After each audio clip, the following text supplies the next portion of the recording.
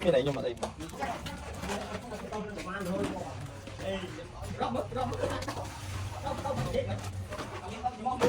tiếng dương mà tao này là ngay muốn bằng cái to cái tiền nào tí tao tiền lọc bạn tiền lọc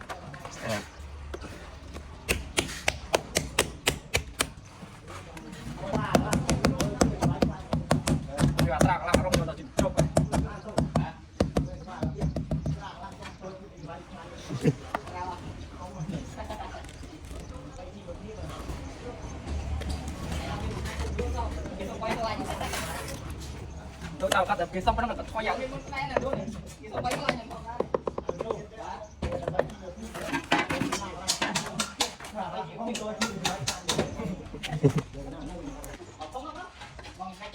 nó quay chìm theo thằng nó quay cô bia mình coi được thoái quay cái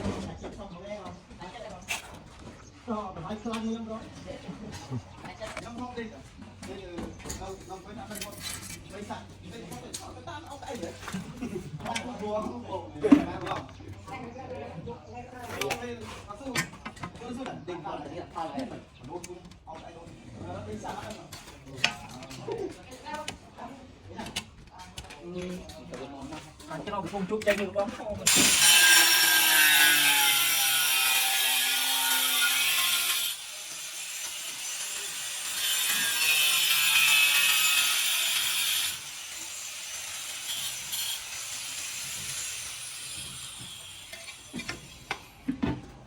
Không biết sao được qua này.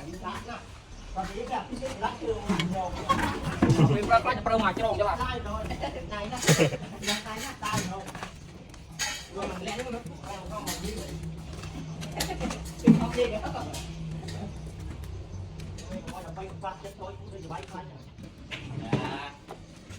Luôn hay đâu.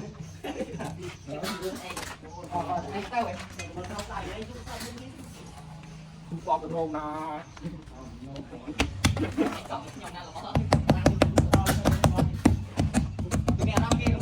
Anh ra mặt lắc ra dùng một quay qua đây.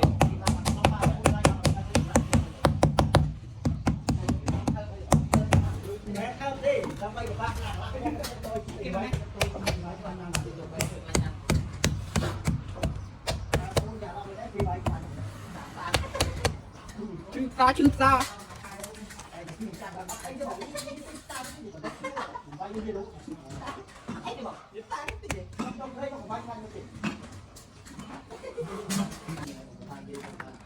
luôn phải tranh châu nó này thế này